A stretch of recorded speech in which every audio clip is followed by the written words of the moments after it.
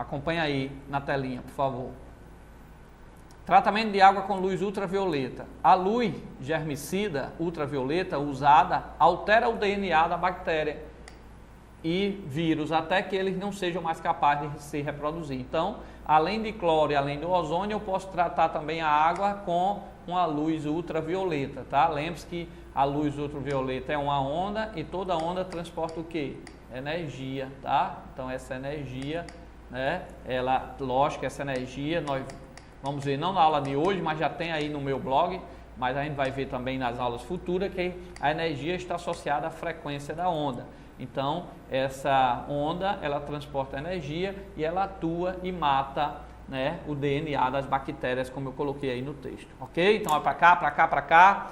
Se você tem uma água até escura, se você tem uma água poluída e coloca ozônio, aquele ozônio vai deixar aquela água, até muda a cor da água, ele deixa a água transparente e ele mata todos os micro-organismos, o próprio ozônio, tá certo? Então lembre-se, o tratamento de água através do ozônio é o próprio ozônio que mata. Botou o ozônio dentro da água, ele mata todas as bactérias, tá certo? É um bactericida muito bom, mas ao mesmo tempo ele se transforma em O2, tá?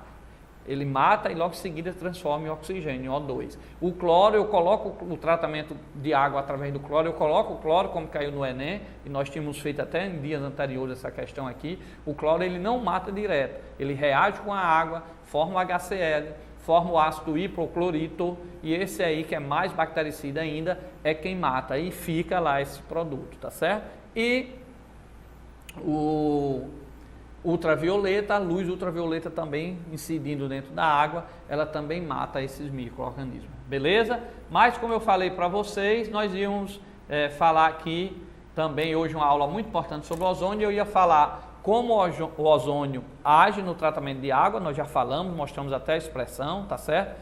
Agora nós vamos falar sobre o ozônio lá em cima, sobre a camada de ozônio, vamos explicar tudo aqui que você precisa saber para o nosso vestibular, ok? Então vamos começar aí a questãozinha aí, vamos ler e vamos agora para essa parte da camada de ozônio. O ozônio O3 está normalmente presente na estratosfera e oferece proteção contra a radiação ultravioleta do Sol, prejudicial aos organismos vivos. O desaparecimento de ozônio na estratosfera é consequência, assim se admite, da decomposição do O3 catalisada por átomos de cloro. Os átomos de cloro presentes na estratosfera provêm principalmente, aí vem aqui as perguntas, tá certo? Então nós vamos responder a questão, que vocês ouviram já falar muito isso, tanto em geografia, em biologia, em química, e em seguida nós vamos dar mais detalhe para vocês. Então, vamos repetir rapidamente a questão. A camada de ozônio, O3, está normalmente presente na estratosfera e oferece proteção contra a radiação ultravioleta do Sol, prejudicial aos organismos vivos. Então, a ultravioleta ela é prejudicial aos organismos vivos. O desaparecimento de ozônio na estratosfera é consequência, assim se admite, da decomposição do ozônio catalisada por átomos de cloro. Os átomos de cloro presentes na estratosfera provêm principalmente, aí vem aqui, letra B, das indústrias que fazem a eletrólise do NaCl e obtém cloro, da evaporação da água do mar. A evaporação da água do mar só vai a água, o NaCl fica, né? Tá certo? Sobe só a água mesmo, H2O. Então, a resposta seria a letra A, da decomposição dos clorofluorocarbono, que vocês aprenderam em sala de aula como sendo o gás CFC, né? O CF6, tá certo? CF6, tá certo?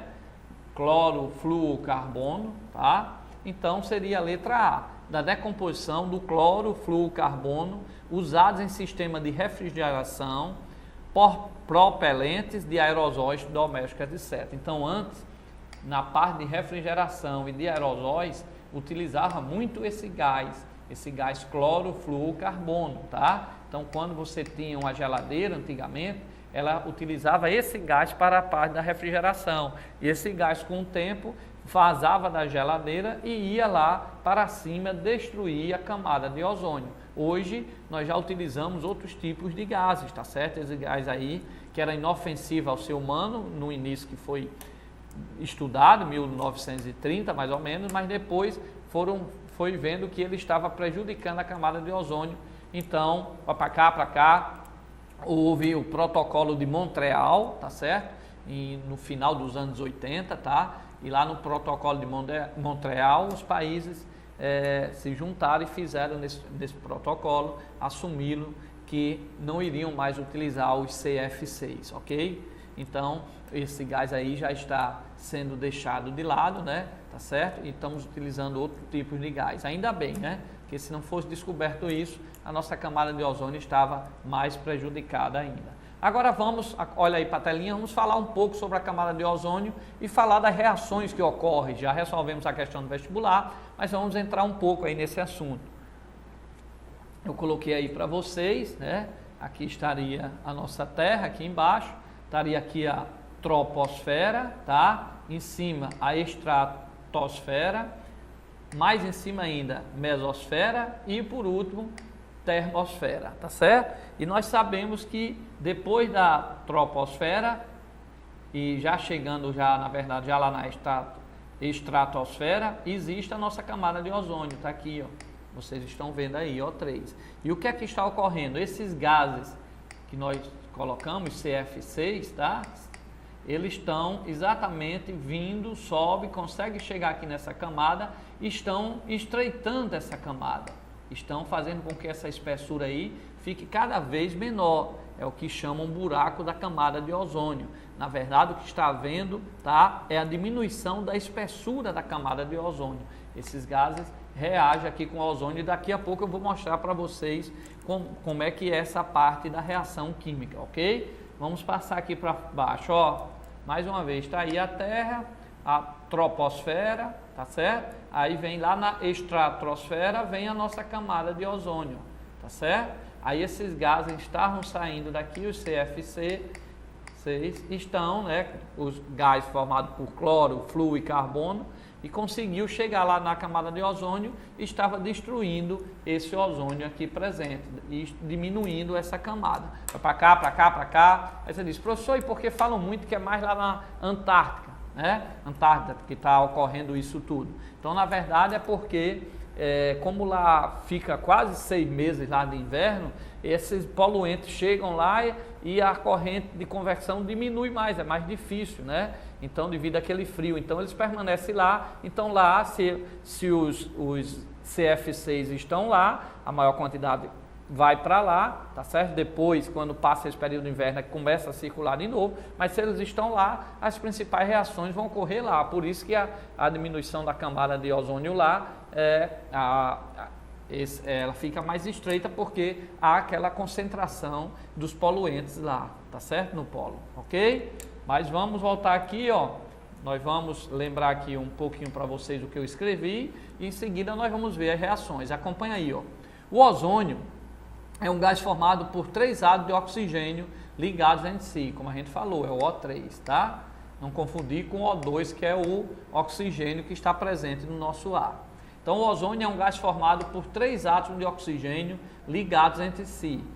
É instável em condições atmosféricas, existindo em grande quantidade na estratosfera, em regiões entre 30 e 50 km de altitude, como nós vimos, formando a chamada ozonosfera ou camada de ozônio. A camada de ozônio tem a função de filtrar parte dos raios do Sol que chegam à Terra. Nesse processo, parte da radiação ultravioleta, representada aqui como HV, é absorvida, promovendo a reação de decomposição do ozônio ao oxigênio, de acordo com a reação abaixo.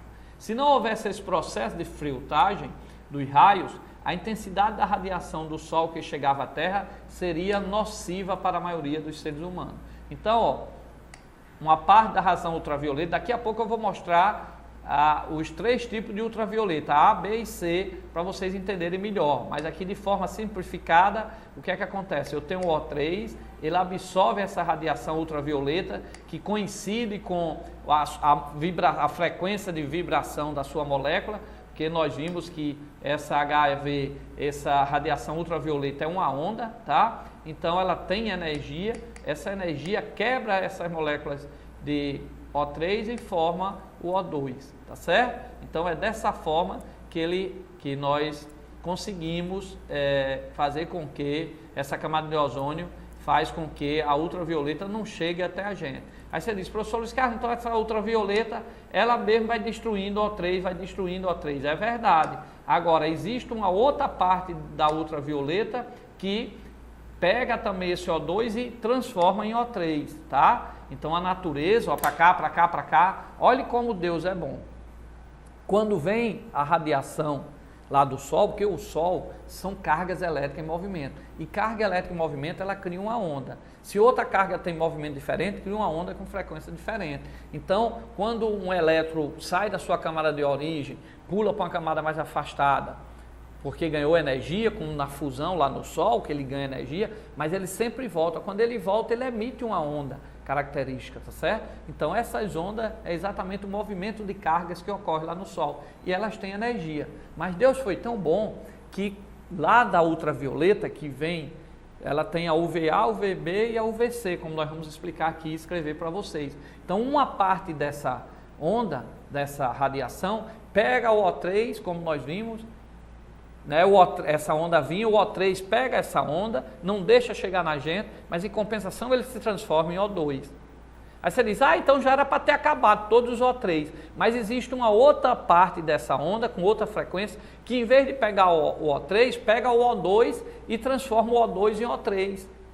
E aí vai ter sempre um O3 lá na natureza para pegar aquela outra onda que está vindo depois do Sol. Então há esse balanço, há esse ciclo. Só que nós, seres humanos, como eu disse, criamos esse gás para refrigerar geladeira e ar-condicionado, que, como eu disse, graças a Deus, no protocolo de Montreal, os países se comprometeram e estão deixando ele de lado, tá certo? Mas esses gases foram lá e ainda estão aí, nós vamos ver como ainda vai demorar para sair, vamos explicar por que ele destrói tanto ozônio daqui a pouco nas reações. Mas esses gases o ser humano mandou para lá e ele está destruindo o O3. Então, como vocês viram aí na reação, voltando aí para a telinha, vocês estão vendo aí na reação, deixa eu só apagar aí, tá?